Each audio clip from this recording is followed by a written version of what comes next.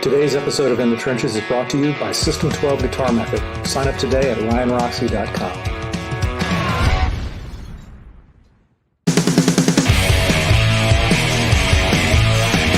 In the Trenches with Ryan Roxie.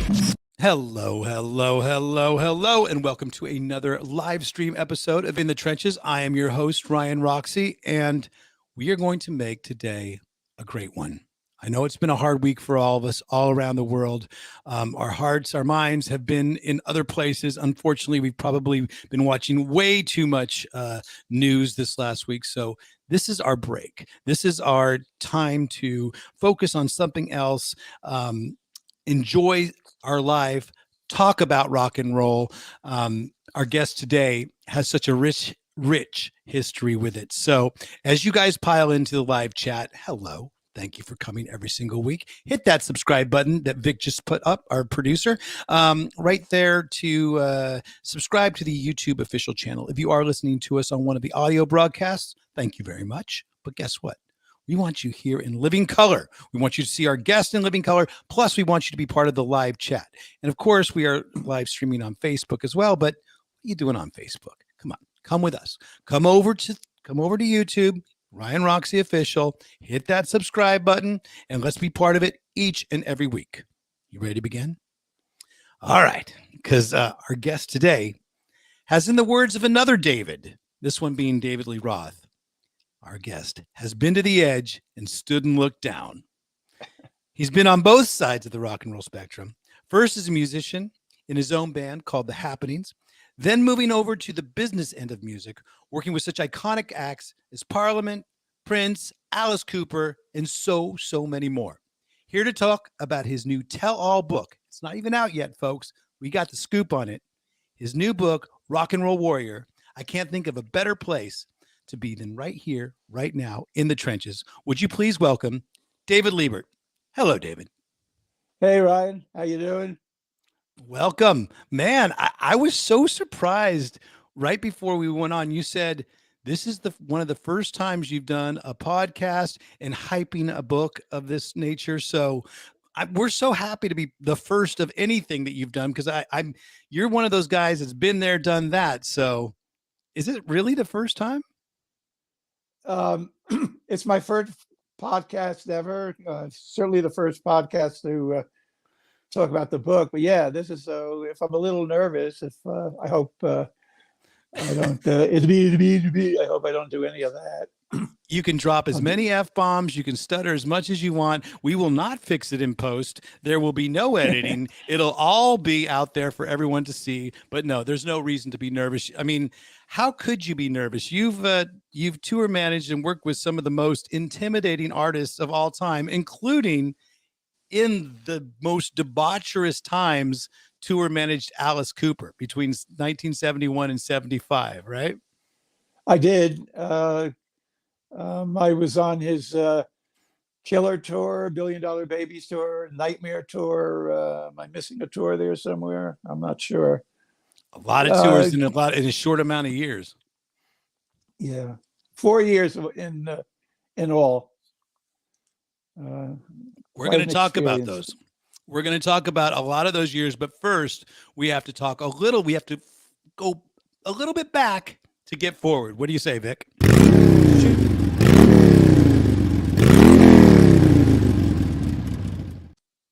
So just to make sure, are we doing good with the Wi-Fi stream? Can you hear my voice? And how's your feed? Is everything going good with you? Yeah, everything seems fine. I can hear you fine.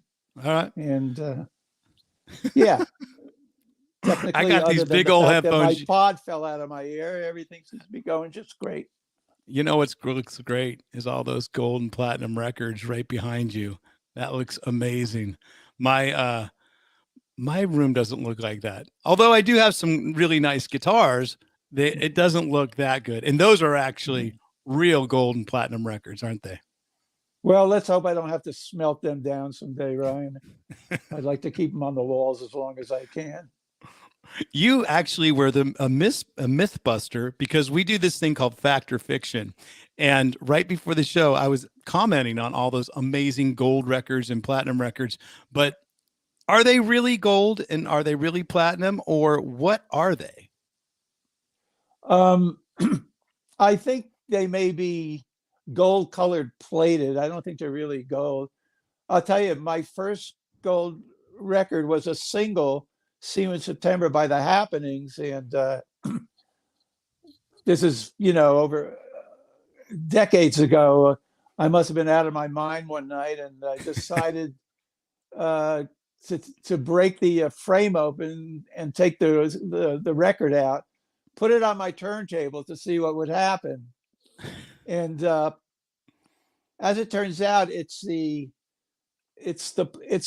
plate that they use to Press the records. yeah, right? it's the stamping thing. So when I put it on the turntable, did it play? Yes, but I had to manually turn the turntable in the opposite direction that it usually goes. And then the second surprise was it wasn't "See You in September" by The Happenings at all. It was "So Fine" by the Fiestas, as it turned out. Holy I guess smokes. they figured, what idiot's going to break open the frame and take the record out to play it? So Somebody wearing gold-plated diapers, I'll tell you that much. You must have been wearing gold-plated diapers that night that you did it. And I mean, there you go. So that's fiction. That is actual. Are gold and platinum records real or not? Vic, that is fiction right out of the gate. All right. So we'll come back to that in a little bit. But I want to get to the fact that you're a Jersey guy. You're born in Paterson, New Jersey, and that's where The Happenings came out of. There you go. There's Oh a my, cute it's little so David adorable. Look at Libert. all that hair. Oh. We all had that. We all had that at one point. Huh? You actually had a nice coif going on. I do want to ask something about the water in New Jersey, because what's in the water that makes people that want to grow up and be rock and rollers? I don't know. Anybody that could sing at all. We used to call it hanging out in the parking lot of our favorite restaurant, and we would chirp. We called it chirping. We would try to harmonize to, and then after a while, I started to realize, these bands that are on the radio, they're not all that much better than we are. Us guys just Chirping. singing in the parking lot. So that was the inspiration to see if we could do something about it. But the initial goal, was it to attract the ladies, or was Yes. it just okay? There That you go. was So you were definitely bird calling for a different type of bird. Yeah, once we realized in the parking lot that we could attract women, we took it down the Jersey Shore to Wildwood and Asbury Park and all of those places, and to parties. And yeah, that was sort of the genesis of The Happenings, actually. I love it. Well, the thing is, originally you weren't even called The Happenings. You were called The Four Graduates, correct? Fact or fiction? Yes. Fact, folks. There you go. We were called The Four Graduates. And when we finally, I was hitting the streets of Tin Pan. Oh my God. World's dorkiest looking band.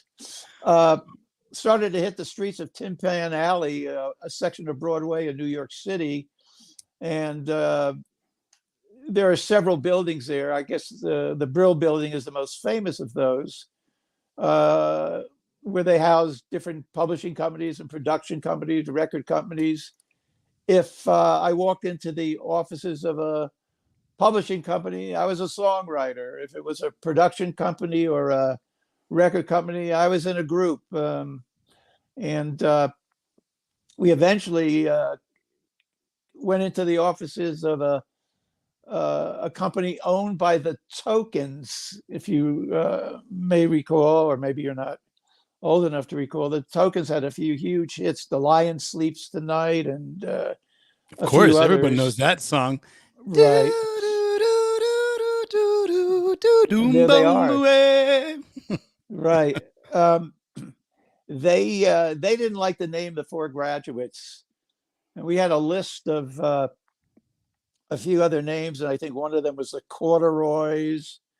I can't remember some of the others, but we finally settled on the I'm just happy that I'm not known as one of the Corduroys for all eternity. But the thing is, with the happenings back in those days, and I'm not sure if it's one of those words that has come back again, maybe even my kids has said it, or it's one of those cyclical words, but a happening, as far as I can understand it, is a party.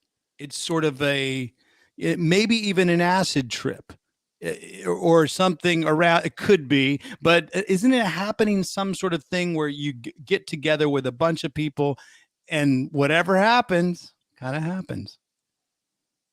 Yeah, the happening, which was if you went to a happening, it was sort of a party. I guess that would be the equivalent of a rage today. A rave? Yeah. Yeah, Okay. yeah. So you were the So rave. we thought we were pretty cool, with the happenings, Well, here we are with David Libert, techno genius, techno pioneer, maybe I should call you, with his new book, Rock and Roll Warrior. We're going to talk way more about rock and roll, but here it goes. You have not just a top 5 hit, you have a #1 record, and you had a couple of them. See You in September, I Got Rhythm. I'm just curious, because you did make that switch eventually to the more business side of the music business. Why didn't you stay on the musician side? Because very few people that have hit songs end up going the other way. They just remain artists and musicians. What was the sort of catalyst for you to become a more business oriented music business guy? Well, we dismissed our original manager because he just didn't have he was a nice enough guy, but he simply didn't have the ability to take us where we were hoping we could go. And then the other problem, so I just kind of took over the management, and I realized, there may be a more of a retentive quality in the business end. I didn't think I could be a happening for the rest of my life. So business made sense to me. I felt that, I could do that for a much longer time than be in the happenings, which I figured, had a short life at best. Well, you made some decisions that obviously went completely your way, because they opened up doors and eventually opened up the door to one Alice Cooper. And how did that whole story begin? Because I have a feeling that you were already sort of in Angels, but there's a couple years later, but still that raspy, like sort of no nonsense New York attitude up in his office. And he was like, "So you guys want a tour? All right, we'll get you out on tour. We'll get you out on the road, but you better be ready for it." Sounds just like him, Brian. Well, I do great. I moonlight as a Johnny Padell, Instagrams and sort of, cameos and stuff like that. So in 75, so we're going to come back again to all these stories that are your experience with Alice Cooper tour manager, because I'm sure there were more than a few, but a lot of those are gems that are in the book, Rock and Roll Warrior, which is coming out very soon. There you go. Again, Vic just put up this shot. Everyone take a screenshot of that, because that's going to be the new tell-all book that you'll be wanting to get, own, and talk about. But in 75, you relocated from the East Coast to the West Coast. So why? And, I guess my question is, was it for the weather, or was it for the business? I think it was both. Certainly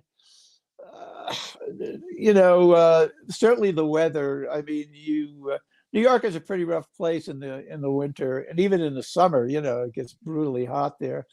And I had spent a lot of time up to that point in LA with Alice and with Shep. As a matter of fact, we used to rent a house in Malibu right on the ocean a couple of months during the winter, just to escape the weather of New York. So I kind of fell in love with the place. And you fell in love so much, you're still there, right? Well, technically, no. Actually, I live in the high desert, right next to Joshua Tree, You're which is still about in California 125 then. miles. You're definitely still West Coast. Yes, I'm definitely Southern California still, and yeah, I like it here. It was a good move for me for a lot of reasons. Right. Well, obviously you were working after hours from that picture we can see, and you worked with a lot of bands that did like to partake. Um, Here's my question for you: with your agency that you started, who did you work with that were even more diva-esque than the Runaways? Because the Runaways, the Runaways, because all girl rock band, even though they probably weren't divas, even though they were probably just hardworking musicians, I say, oh well, they're 5 girls in a rock band, they're divas. But look at them; they look like wholesome rock and rollers. Cherie Currie, Joan Jett, Lita I Ford. think you better get your glasses checked. Did you work? I like the Runaways. I liked all of them. I guess I was friendly with Cherie because she and my girlfriend at the time were good friends. So I spent a lot more time with her. But I probably related to Joan more so because she's a true musician, whereas the rest of them really weren't. She was a true musician, a real rock star. But they were an awful lot of fun. It was really an adventure. They were 16 years old, crazy as can be. And I talk about them in my book. We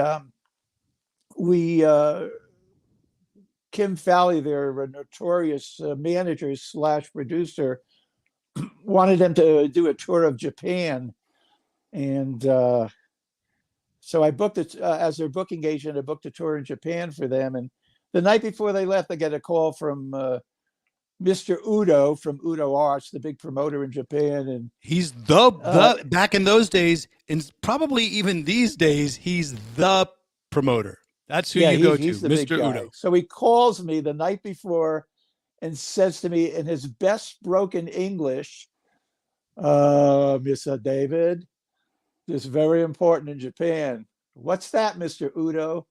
Very important in Japan, David.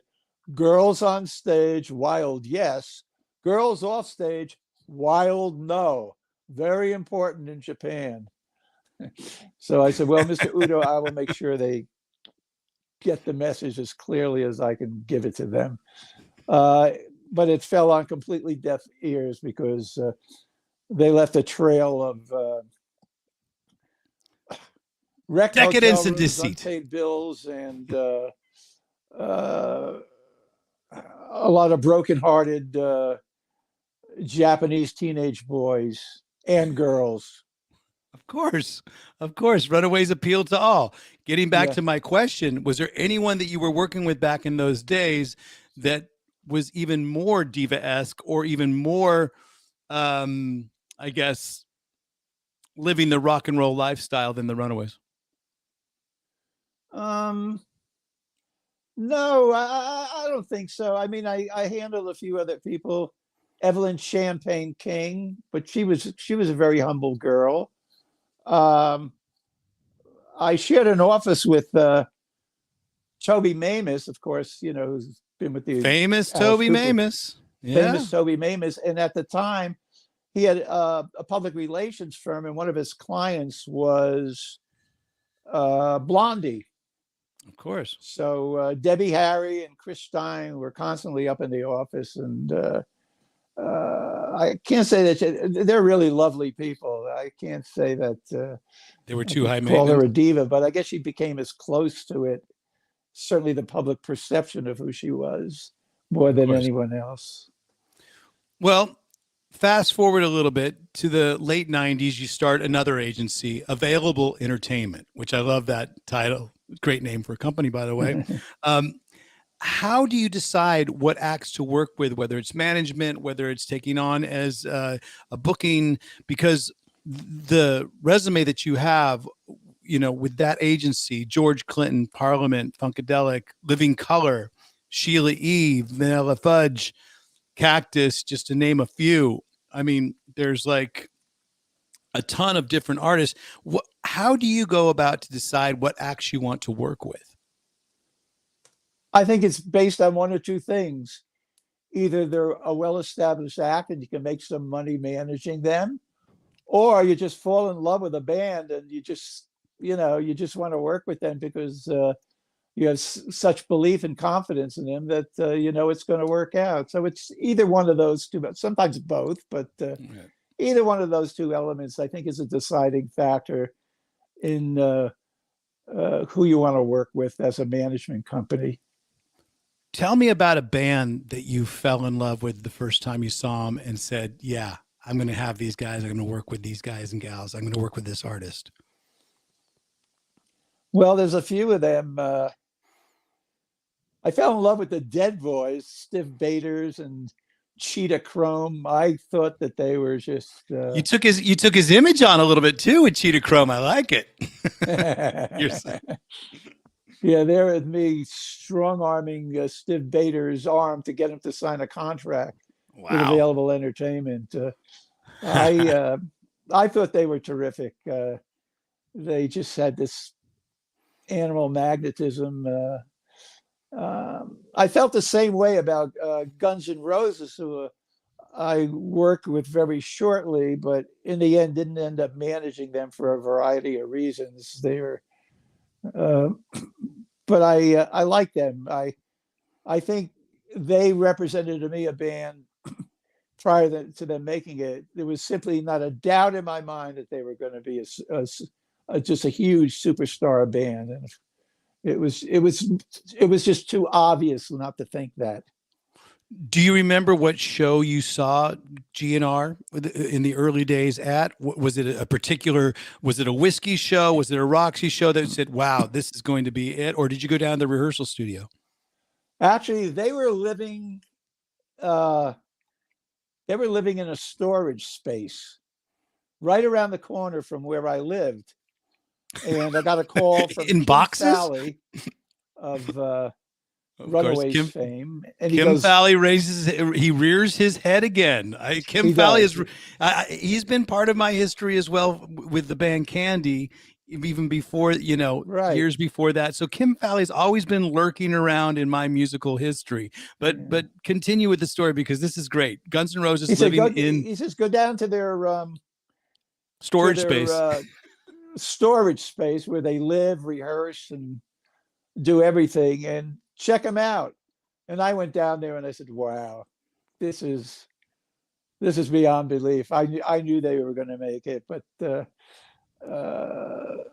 things got a little bit crazy, I guess. I worked with them for a while, but they were just so out of control, it was almost frightening.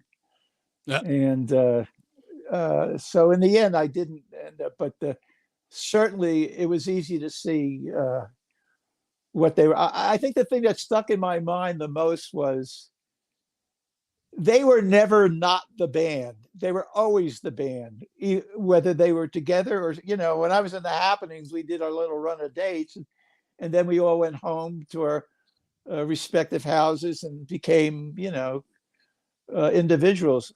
They never did that. They were never not Guns N' Roses. And that had a very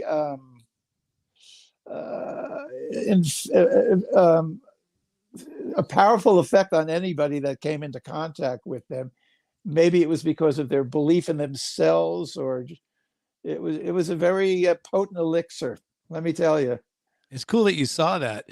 I would imagine, especially in those early days, you trying to manage Guns N' Roses would have been a little bit like herding cats, just herding it. And I know what a dog lover you are. So, I mean, you would have had to been putting together a bunch of kittens, keeping them all in line. And obviously you could not do that at that point with that band, no doubt. So check it out. I want to talk all about Rock and Roll Warrior. We're going to take a really quick break right now. Everybody that's watching, thank you very much. Thank you for your comments. We want even more of your comments in here. If you are listening to us on the audio broadcast, switch on over to Ryan Roxie Official and hit that subscribe button so you can be part of the live chat as well. We are here with David Libert. famous, infamous, whatever you want to talk, whatever you want to look at him, tour manager, musician, all around music business mogul. But I get one thing that he does not have. He does not have a pair of these. And I'm going to show him a little bit about it right now with our CliC Eyewear sponsor. Vic, we'll be back in just a couple seconds. First, we have this. Hello, Roxie Guitar Army. For those of you that have been faithfully following the podcast, you may have noticed that recently I've been changing up my eyewear from week to week. And today we are happy to announce that CliC Eyewear is now an official sponsor of the In the Trenches podcast. They've even given us a special discount code that we can now pass on to our supporters. CliC has provided me with both readers and blue blocker protection eyewear that are durable, stylish, and convenient. What sets them apart from the rest of the reader world? The catch is in the CliC. They are the world's first magnetic reader, which makes them hard to lose and even harder to break. If you're interested in getting a pair or two of your own, check out the discount link located in the description. Never lose your readers again, because with CliC Eyewear, they're always around you. Now let's get back into the trenches and back to some more rock and roll. There you go. Welcome back to In the Trenches. You know, this is the first time I've heard that click here. I like that. Did you add that in? Is that a sound effect you added in, Vic? Huh? Well, here we are, part 2 of In the Trenches. We are here with David Libert talking about his new book. It is time for the main event. Do we have some animation for that, Vic? Can you actually get that animation up? Come on. Are you ready? Ladies and gentlemen, welcome to the main event. There you go. It's all about the animation, David. You know, it's all about the pizzazz. Rock and Roll Warrior, out on Sunset Boulevard Books. That's so fitting for you with all the stories that we're talking about, Hollywood-based bands, Hollywood Boulevard, Sunset Boulevard. It's scheduled for release in March 2022. Tell us how the whole book came about and what can readers expect from this book? Well, it was my girlfriend, Angie Gray, who convinced me that writing a book about my life was, that I had a story to tell. I really didn't think so. I was just living my life as I went along. But she was really the inspiration. She made me get to work and write this book. And I think that, as I was writing it, I started to realize, this might turn out to be okay. I didn't want to write a tell-all lascivious kind of book, balls and tits flying all over the place. There's enough of that in it. There's lots of balls and tits flying everywhere, I'm sure, back in those days. But I didn't want that to really be the gist of the book. I thought there was a lot more interesting things to talk about than that. And, there's a little bit of it, and, it's rock and roll, but it's more about my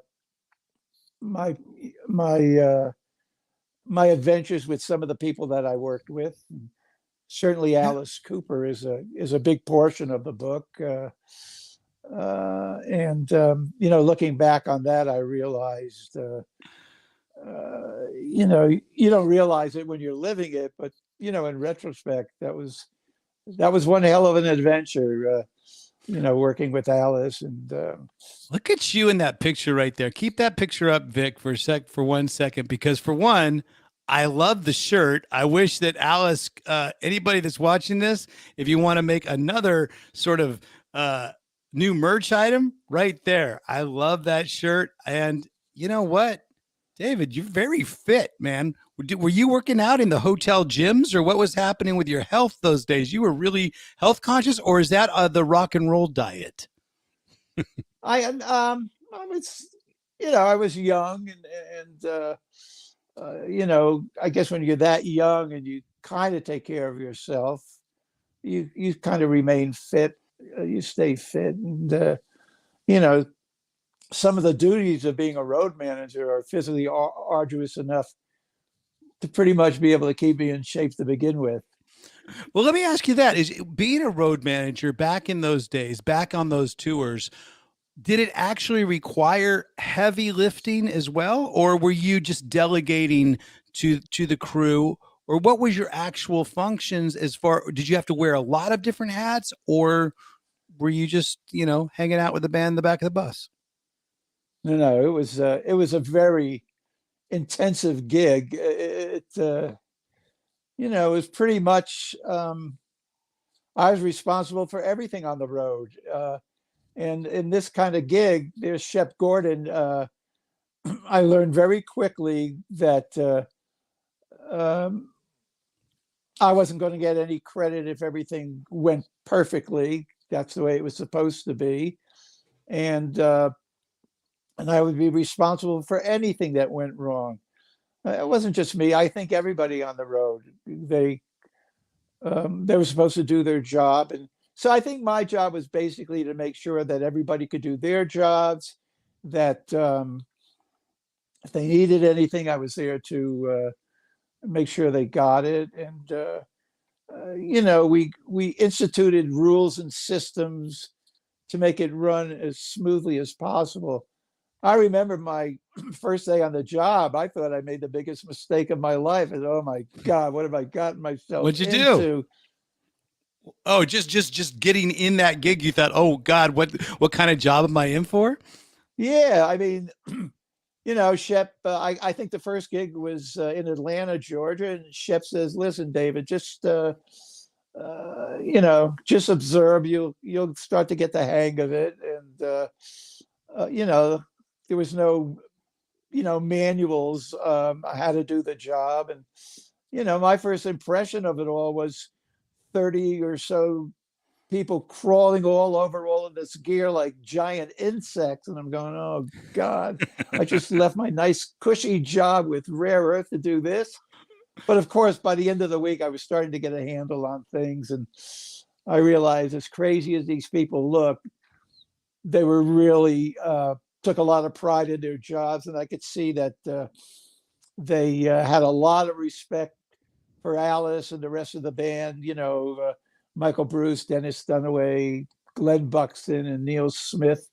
That great original band, man. That great original band. And they really greatly respected it and admired Alice. And so they made sure that nothing went wrong, because they didn't, Alice relied on a lot of props and things on stage, and they didn't want anything to go wrong, make Alice look like an idiot up there if something went wrong. So everybody worked very hard to make sure that they did their jobs. And I guess it was my job, besides making all of the pre-tour arrangements, leasing an airplane and putting the hotels, and working with Johnny Podella, who was the agent, to make sure that that the traveling from city to city made sense and it could be done. And there's one of the planes. That's the Lockheed Electra, cool. I think.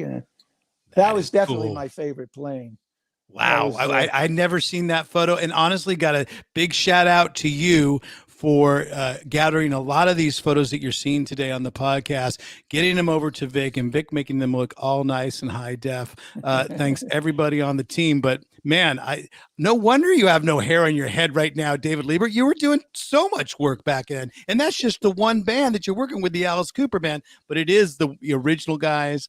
And I'm sure, as I know from experience, so many of the crew guys, end up becoming part of the show. Did you ever become part of the Alice Cooper show on stage? No, not on stage, unless somebody jumped on stage, and it was my job to fling them off of the stage. So you were security too? Holy crap. All right. Well, unless I went there, I am catching a few winks in between it all. It was a very high energy, very intense, fast moving, environment. I always say if the speed of life in LA is 25 miles an hour, and the speed of life in New York is 100 miles an hour, an Alice Cooper tour is 1,000 miles an hour. And from the instant I got up to the instant I went to sleep, it just never ended. It was always something going on. It seems like you toured in very many modes of transportation. What would be your favorite mode to tour manage the Alice Cooper band? Would it be tour bus? Would it be some sort of form of sprinter vans? Or would it be some sort of form of a big jet like you saw with the Alice Cooper name on top of it? What was your favorite mode to tour in? Definitely an airplane. And we used a few different planes. Each tour had a different plane, actually. Couldn't quite get... I think we used the Electra a couple of times, but we also had a DC-3. That's the Starship. That's a big 707 jet, that picture there. But we also toured with a DC-3 and very nicely appointed, because decades ago, it was the private plane of Winston Churchill. So it was it was pretty nice, even though it was an old plane. As it turns out, it had some sort of cigar room as well in there. Well, I saw the one photo that you put up, that Vic put up a little bit ago, with that had the fireplace. That was on the plane. So there was a fireplace on the plane. How many times did you guys have campfires, parties, and stuff like that? Never. They strongly suggested that we don't use the fireplace for obvious reasons. I think it was more for ambiance than the actual. I love the boom. Go back to that photo, Vic. I love the boom box on top of it as well. That's like, folks, that is about as Run DMC as you could ever hope for. Then with some sort of Winston Churchill time clock on top of it. Just complete rock star right there. That plane was the Starship. That was a plane used by Led Zeppelin, the Allman Brothers, and us. It was just a fantastic plane. It was owned by Sylvester Ward, who was the manager of Bobby Sherman, I think, and he and Bobby Sherman owned the plane together. Damn! See, I didn't know Bobby Sherman owned planes. Airplane was definitely the way to go. I'm a big bubblegum pop guy. In fact, just this last week, I was listening to Tony DeFranco and the DeFranco Family. And then from that playlist came Partridge Family, which David Cassidy is a huge... So my albums growing up were Tony DeFranco, Osmond Brothers, and of course, David Cassidy, Partridge Family. And then, like you said, Bobby Sherman. I remember that album cover clear as day. Vic, do you have that album cover of Bobby Sherman? No? Oh, he doesn't. I thought he would. So where does the book start? Where does the where do you start Rock and Roll Warrior, and where does it end up? What sort of chronological is it, from those early days of your original The Happenings, or is it a little bit after? Yeah, it does start with that, but there's a prologue. There's a flashback. The book starts with a flashback where George Clinton is playing Woodstock 99. And special guest star was going to be Bootsy Collins. Yeah, bassist of Parliament. There's 180,000 people out there. George has worked the crowd into a frenzy. And there's only... the orange light goes on, on stage. It means there's only 10 minutes left in Parliament Funkadelic set. And I'm going, Bootsy's fumbling with his gear behind a big stage prop. And I'm going, geez, get the fuck out there already. You're going to miss this opportunity, And just when I'm about to really lose it, he turns and winks to me. I'm on the side of the stage, nods to his roadie. He kicks the stage prop out of the way. And there he is, all 6.5 foot tall, and he funk walks his way to the front of the stage. I mean, it's just a huge moment. That's why I wanted to start the book with it. Yeah. And pretending to be completely oblivious to the enormity of the moment, leans into the mic and goes, "What's happening, y'all?" And the crowd just goes nuts. And I'm saying, my God, what an entrance. What was I worried about? And that's kind of how the book started, and then it goes through the happenings and all of that, and pretty much goes with the whole happenings thing. Just to talk about Bootsy for a second. I mean, I remember watching him on a documentary with him playing bass for James Brown, Right. and that's how it all started. And Yep. then it became, then he became part of the whole Parliament Funkadelic, and then I also remember him as the amazing bassist and video cameo in Delight. Delight, yeah. Yeah. Groove is in the heart, baby. Groove is in the heart. Groove is in the heart. There you go. The whitest version of Groove is in the Heart ever sang. Thank you very much, folks. We're here with David Libert talking about his new book. Not even out yet, but you will check it out by the time you're watching this. And of course, you're going to tell a friend and tell a friend. This will be Rock and Roll Warrior out on Sunset Boulevard Records. Well, it's going to be another month, but you can actually pre-order the book right now at and get a signed autographed copy. Well, there you go. Let's put those links up right now, Vic. Let's put up those links of how people, if they're interested in getting their pre-signed, pre-ordered, signed autographed book of Rock and Roll Warrior. David Libert, for those listening on the audio, why don't you tell people how to get in touch with you? You can go to my Facebook page, David Libert. You can go to Rock and Roll Warrior Facebook page. You can go to Twitter. You can go to Instagram, and you'll see a link there. You can click the link, and you can purchase the book early that way. I'm actually going into LA next week to sign all of the books that have been purchased. It's going very well, actually. I'm absolutely amazed how many people people want those stories, man. They want those memories. They want your history. They want to hear about it. And hopefully we can be a helping hand in that, because you know what? It's not just people, it's asking for it. They're asking questions to us all week. And of course, this week we had two very special people want to ask questions. So it's time now, Vic, for Let the People Speak.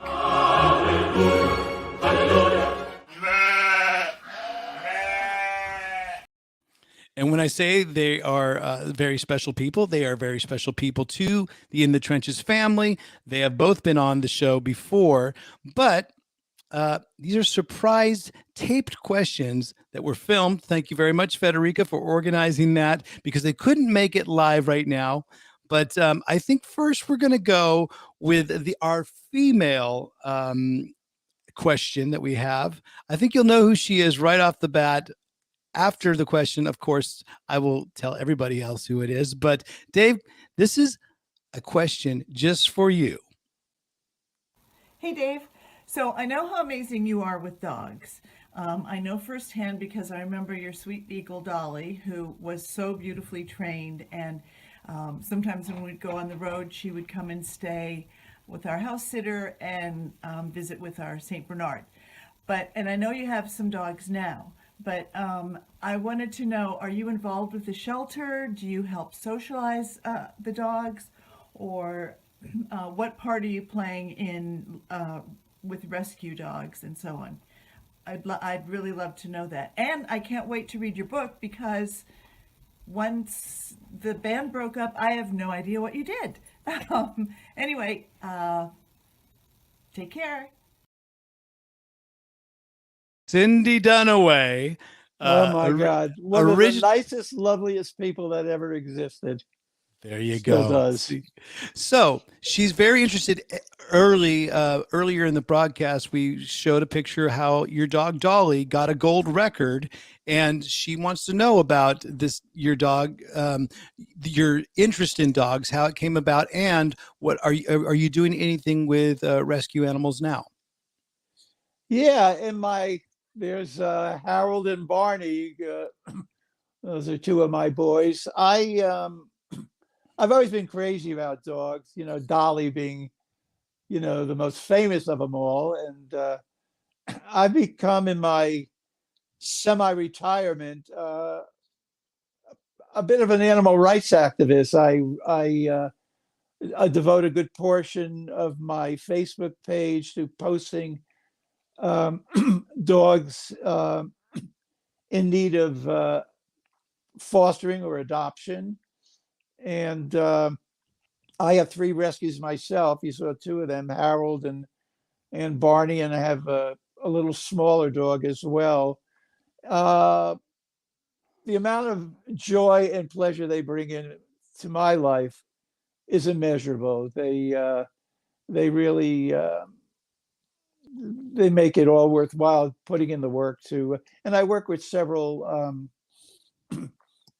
rescue organizations and try to build an awareness of animals in need, and trying to reform some shelters that have archaic forms of dealing with dogs.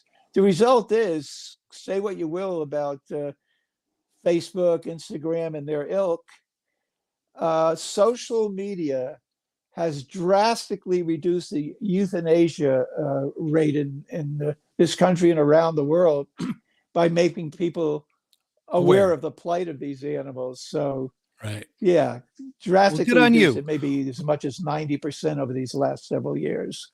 Well, what we can do is we can put some of those links that you work with down in the comments section. So look for those links in the description of this video after Federica, Vic, our team, the whole RGA in the Trenches production team. We will get those links down there so that we can keep on spreading the word about this, because what the work that you're doing with animals is great. So there's another question from another rock and roll animal, maybe a public animal number 9, if you will. But let's run the second question, Vic. How about it? Hi, Dave. Great to see you on Ryan's show. It's a great show. Last time we worked together was in Brazil.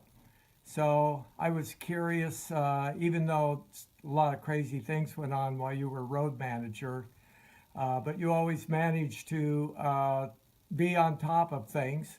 But Brazil was a different story. Everything seemed to be going totally out of control, and it was pretty frightening, really. Yet you seemed to stay on top of it. So I just was curious to hear you talk about that a little bit. Can't wait to read your book. Adios. There he is, the great Dennis Dunaway, original bass player of Alice Cooper, making a cameo here on In the Trenches. He spoke of Brazil. Now, what was the deal with the Brazil tour or the Brazil shows? He seemed to think that things were going pretty unhinged at that point, and you were able to keep it together. What was actually going down in Brazil? It got pretty crazy. Well, first of all, we get down there and we figured,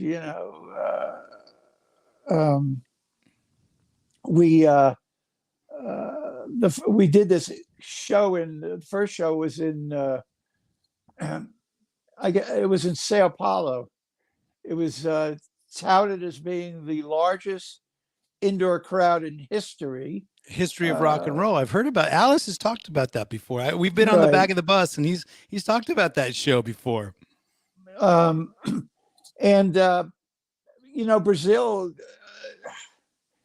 I noticed that there were just dozens of people on stage, something we simply never allow. No rock.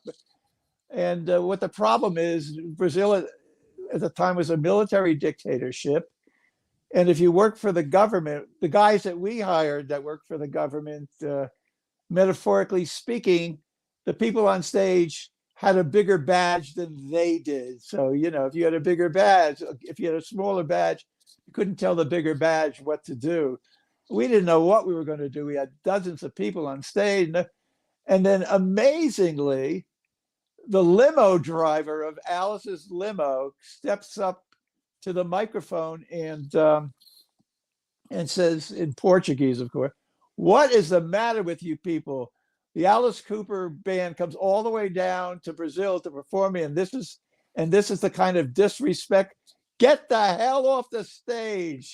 And with that, everybody left the stage. And I guess they couldn't really pick on the limo driver because it was, they would have to explain to their higher ups what were they doing on the stage in the first place. Yes. So it turns out the limo limo driver had the biggest badge of all. Pretty much, and he got away with it because he stood up to everybody, and he was our hero that night. That's for damn sure. I love it. Well, if you squint really hard, you might be able to see that limo driver in there. Someone's holding the briefcase. And there, of course, we've got David Libert escorting the band into the limo.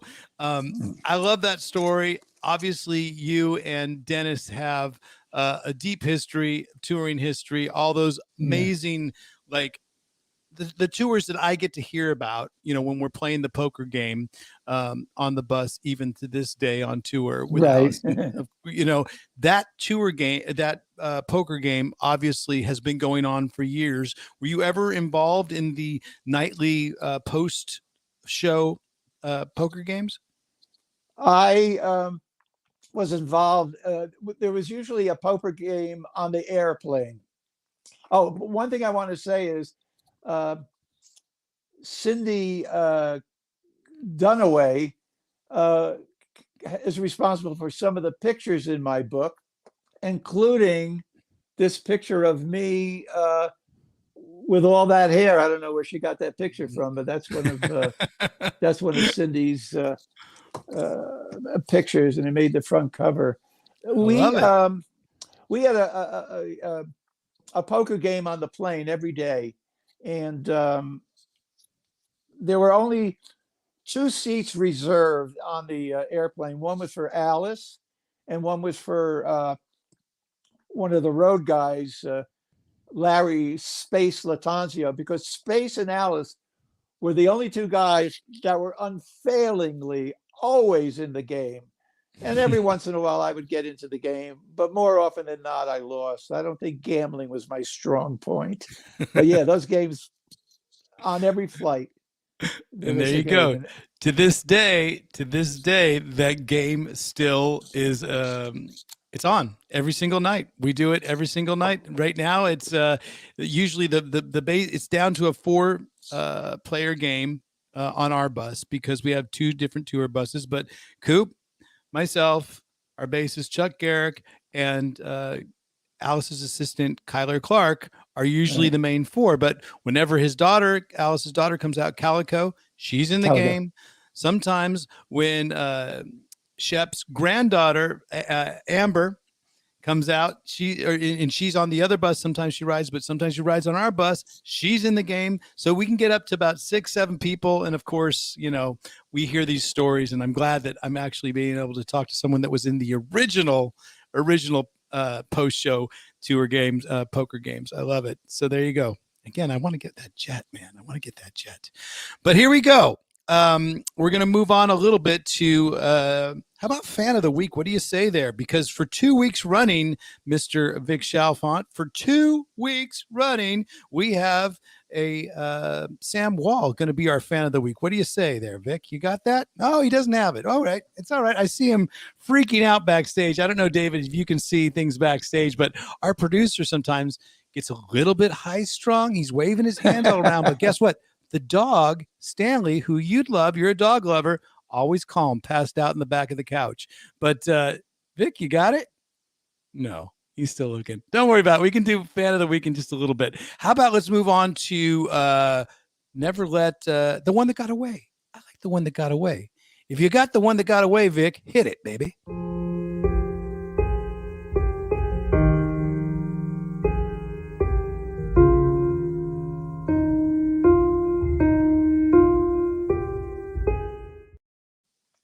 Just want to give a very heartfelt, much love to Stanley Gable.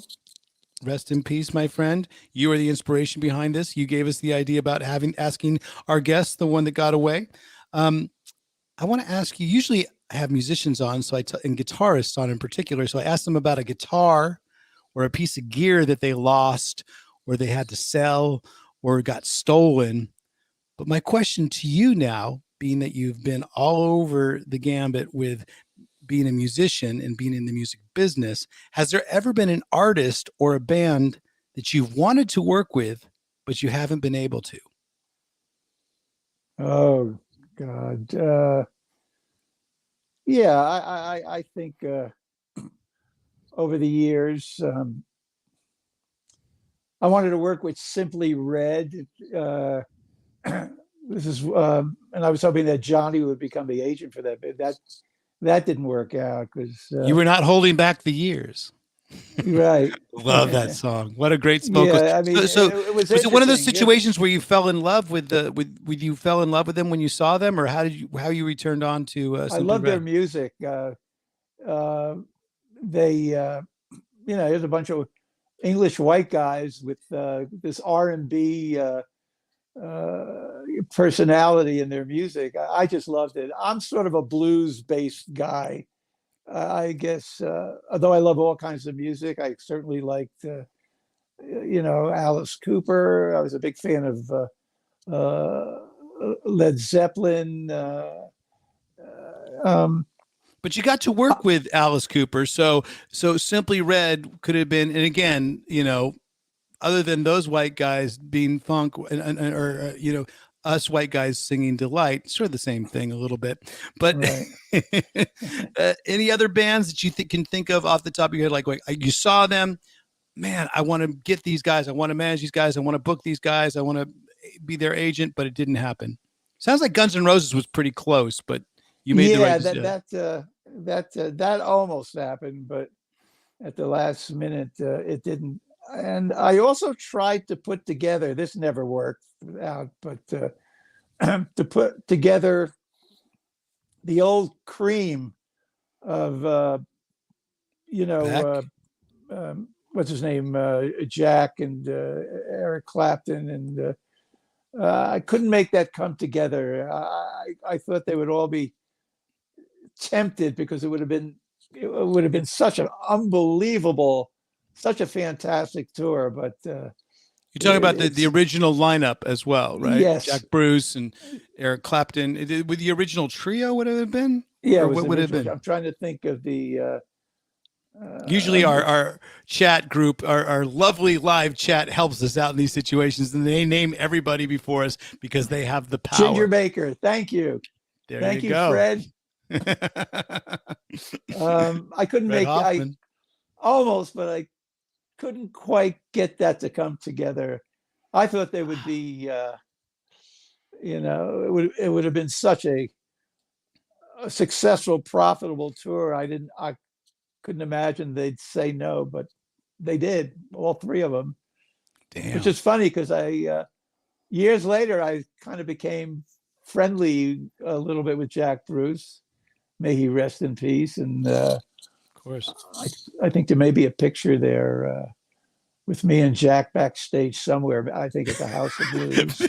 Vic's got his hands up again. He's like, "Why are you doing this to me? I'm still looking for the one that got away." There somewhere, Vic. I'm still looking for fan of the week animation. It's all right. We'll find it eventually. And he's got it. Yes. Put her up there, baby. All right. Maybe he doesn't. I love Vic. You know what? We give Vic a hard time on In the Trenches, but guess what? He's down here with us every single week, putting up these amazing graphics, putting up these. And like I said, if you're listening to us on the audio broadcast, thank you so much. But get in here on the Ryan Roxie official YouTube channel so you can hear and see all the graphics that Vic puts up and all these great stories that our guest Dave Libert is talking about, especially with his upcoming book, Rock and Roll Warrior. So, well, Alice says this to me every once in a while. He says, "Never let the truth get in the way of a good story." And maybe maybe you gave him that line. I'm not sure, but there's a couple things. This goes back to our fact and fiction part of the show. And here's my question. There you go. There's the picture. Who's that of, David? He's like, yeah. Do you know who that is? That's Jack Bruce. There you go. See? Thank you for getting that. You guys are both checking out your selfie camera. I love it. Well, you know what, Vic? It was worth the wait. I love it. Ashley, we love you too. Thank you very much. And Vic is the best. You know what? And he's getting that 20 pounds. He's getting that 20 pounds. Vic, you can hold me to it. All right. And I Hey, let love me it. tell you, this is my first podcast. He spent a lot of time with me, Vic did, to make sure that that all of my stuff was working properly, so it didn't crash in the middle of this this podcast. So a big thank you out to Vic, because there was an earlier picture I saw earlier that you had a striking resemblance to the great Michael DeBar, singer, a performer, and now radio host. But I do want to tell you that Michael DeBar did have the worst internet in the history of all our podcasts. So you, my friend, have beat Michael DeBar's with Wi-Fi. You must have a much nicer plan. That was not the photo I was looking at, but there you go. That's me imitating Shep Gordon so I could get a better deal. I love it. Well, never let the truth get in the way never let the truth get in the way of a good story is a little bit of a fact or fiction. And my first question is it true that you did background vocals on the $1 Billion Babies album? Yes, I did. Fact. I love it. So tell us about how that came about. Were you just in the room and they needed a voice, or did you negotiate and put on the mustache glasses to get a better deal and negotiate hard with Shep Gordon? No, I never got paid for that, but producer Bob Ezrin, obviously knew my background with the Happenings, and we were basically a harmonizing vocal group. So I was almost always in the studio when the band was recording. So I was on a few albums, the Nightmare album, $1 Billion Babies, which was recorded at Morgan Studios in London. And so whenever background harmonies were required, I was usually recruited by Ezrin. So Bob would pepper you in on a bunch of different songs. Yes, yeah, I can't remember how many, at least a half a dozen here and there. Yes, and because you never got paid for Bob, the price was right, I guess. Maybe I should send him a bill. Invoice him right now. It's Bob. Post invoice. I love it. There it is. Money for nothing, and the chicks are basically free. Well, tits and balls are flying all over the place in the new book, apparently. That's a quote from you. Here's my last question of never let the truth get in the way of a good story. I don't know so much if it's a question, but it's maybe you embellishing on a story. Can you tell us a little bit about the magic briefcase? And the rule that you set up when you were about ready to travel to any Canadian city from the United States, for any sort of leg of the Canadian tour going from the U.S. to Canada, you have to cross borders. First of all, was there such a thing as this magic briefcase? The answer is yes, there was. That is a fact, folks. The magic briefcase did exist. Fact. So then again, I'm going to let you embellish all you want, drop as many F-bombs as you want. What is the story of the magic briefcase? If on all of our American tours, there was always a city or two in Canada. So, and figuring out how to, what were we going to do about transporting drugs over the border, the solution was simply not take any drugs over the border, period. Why risk having a show canceled? And, it just wasn't worth it. So I came up with the magic briefcase.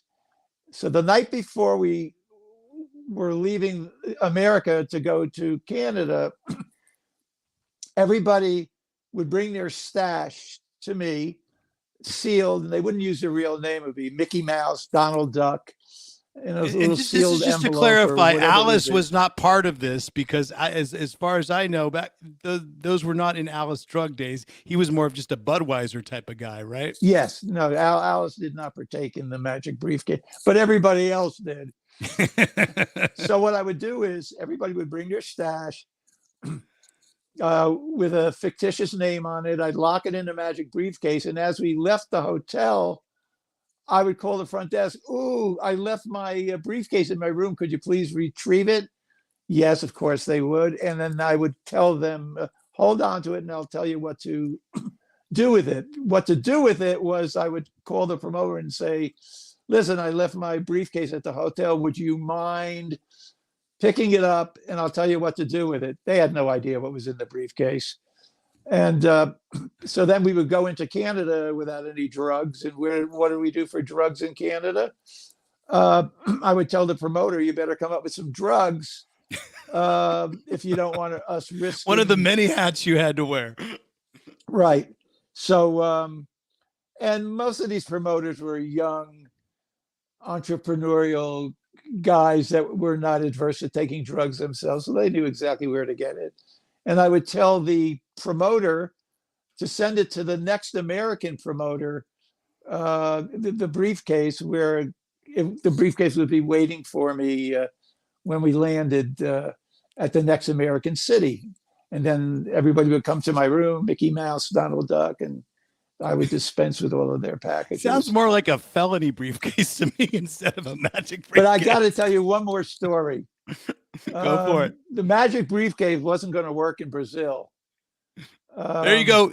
Hold on, just so you know, Cindy Dunaway disclaimer: Dennis and I did not partake in the magic briefcase as well. So Cindy absolutely, and Dennis, that is absolutely true. They did There not partake in the magic briefcase. all right. So we have. I have a feeling there's going to be a lot of people retracting. I didn't say it was the Alice Cooper band. I just said it was like, I heard about this magic briefcase was a fact or fiction. Now it's fiction. Now it's all this. But what's the other story that happened with Brazil? We figured that when we got to Brazil, we would, cocaine was plentiful down there and pretty cheap. And so we get down there, and every time we front some guy the money to get us some coke, he would vanish with the money and never, and we're wondering what to do. Thank God it was only $100 an ounce rather than the 2,000 an ounce back in New York. But so finally some guy says, look, hold my brother hostage. If I'm not back in 24 hours, you can kill him. So 24 hours goes by, 48 hours goes by. So you just adopted a brother. Kid, listen, kid, I'm sorry, but your brother hasn't come back. I'm afraid we're going to have to kill you. And the kid knew that we weren't going to kill him. And he says, I understand, but can you give my brother another 24 hours? This kid was in no hurry to leave. He was being housed in a 5-star hotel, becoming friendly with the entire tour. And he probably became part of the He part did. of the He show. became part of the whole entourage there. And we finally figured out how to get cocaine without being ripped off or killing anybody. But the kid remained sort of a quasi member of the entourage for the entire time we were in tour. So you're telling me, let me say one more thing. You figured out how to get cocaine in South America? That, my friend, is amazing. How did you figure that out? I don't know. We just got friendly enough with people who were able to do it for us. But I don't want to give the wrong impression. Dennis and Cindy are right. The vast majority of the people on tour didn't partake in any of this kind of stuff. So I just want to give it its proper perspective. Absolutely. Absolutely. And I'm just curious, is this story of the magic briefcase, is this included in Rock and Roll Warrior? Or is this bonus material that we're hearing right now? No, it's included. It's included. There you go. So you'll probably hear it with better adjectives and better editing. But although Vic has done an amazing job of editing, what was that last comment by Cindy? Vic, what did she put up? I know that Cindy just put up a quote. Wow, was this all your man? So that your magic briefcase had all your paperwork and money in it. That was the other briefcase, Cindy, not the magic briefcase. There was 2 briefcases. Oh, okay. Yeah, so that's very true. You did have a guitar case too, and that could have held even more. I saw in one of the earlier pictures that you were and it was allegedly. You're right, Fred. I love this. There's going to be too many disclaimers on this one, but you know what? Here we go. We have musician, tour manager, dog activist as well, and alleged drug trafficker. But it's not alleged. It's just alleged.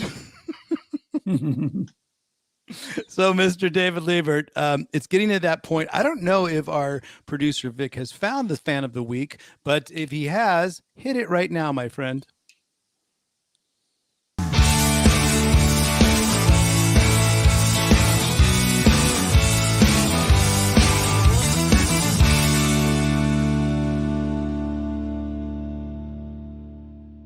All right, folks, our fan of the week for 2 weeks running is Sam Wall. We're going to give Sam another week because you know what? He's that good. And we have run out of graphics.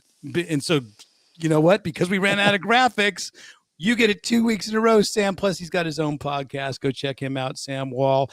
And if you'd like to be fan of the week, all you have to do is promote this episode and just go out there, be part of the RGA. Make sure you hit that subscribe button, of course, first here on the YouTube official channel, Ryan Roxie. We've been talking with there's that subscribe button. We've been sitting here talking with David Libert. A lot of great stories.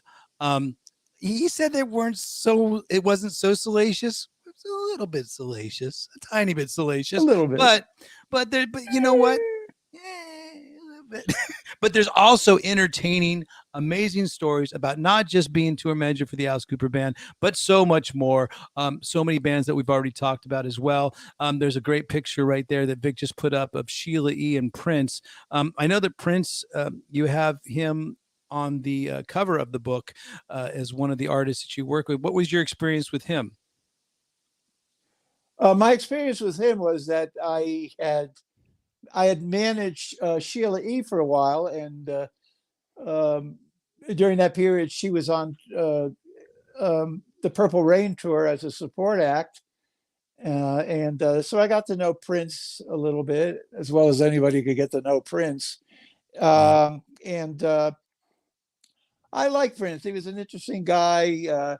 He could be a little bit brusque with people, but he was always very nice to me. Maybe it was because he knew of my history with, George Clinton and Bootsy and Alice Cooper, of course. And such respect, yeah. He didn't want to come off, and I was a bit older than everybody else. So, he treated me very nicely. I had no complaints. It's so funny to think that I was there in the audience at the LA Forum, 1984, watching Sheila E. and Prince on the Purple Rain tour. I was able to go to that show, and you were somewhere either backstage, negotiating something, on stage, kicking someone off, or handing the magic briefcase to somebody else to hold. I was at those shows. I think he played 3 or 4 shows, didn't he? Yes, Something he like did. that. Yes, he did. And I was lucky enough to be able to see that tour on that year. It was amazing. That was the first time I ever did see Prince, and I did see him years later, but I mean, great live every single time. And Sheila E as well. Just Yes. Amazing live. Our next week's guest that we have is Carrie Ann Grove, and you know Carrie Ann Grove. So, hold on one second, or maybe you don't. She's part of a docu-series that she just put out called Alice at 50. So maybe you'll be in that. I'm sure your name will come up again next week. But our next week's guest, Carrie Ann Grove. Vic did have he's looking for a picture. Maybe it's not. Okay. Maybe it's a surprise guest. I don't know, Vic. Just get that picture again up of us, Sam Wall. So, Carrie Ann Grove, do you have the picture? No, it's okay. Heading out to the highway. We'll go right to the links one more time because you know what? There she is. There they are. There they are. Carrie Ann Grove, our next week's guest. And if you'd like to be a fan of the week, you will definitely have to help us promote this show. But you know what? This show needs no promotion right now because the stories will sell themselves. And the book is going to sell itself, but people do have to find a place of where to go find that book and where to get it. So this is Heading Out to the Highway. One more time, David, if you would please tell the people listening to us on the audio broadcast what those links are for them to find your book, Rock and Roll Warrior. I'm sorry, what was that? Oh, just tell them the links again to find your book, of the best place that they want to pre-order Rock and You Roll can go Warrior. to my Facebook page. You can go to the Rock and Roll Warrior Facebook page. You can go to rockandrollwarrior.com. You can go to my my Twitter page or my Instagram page, and or you go to Sunset Boulevard Books. And anybody who purchases the book prior to the release date will get an autographed copy from me.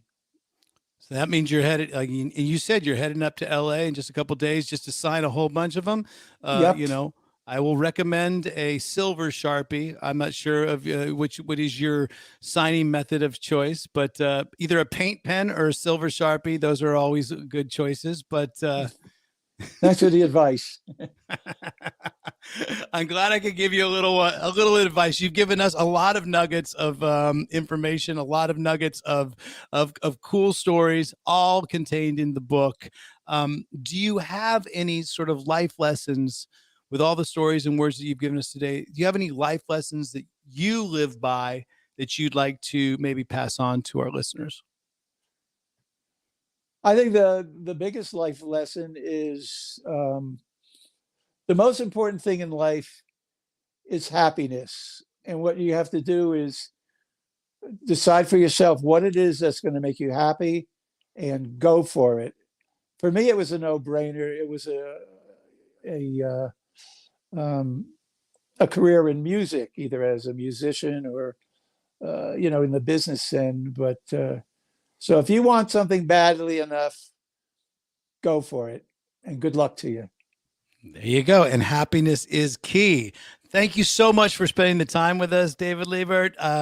Best of luck on the book. Again, Rock and Roll Warrior comes out very soon, but order it right now.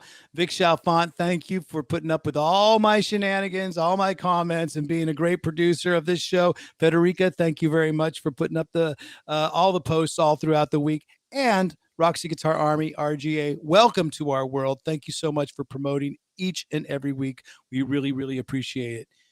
There's David's advice. Be happy. And of course, every week I leave you with the same advice from me. I'm Ryan Roxie. Until next week, this has been In the Trenches. Enjoy the ride. Thank you, David. Thank you, Ryan.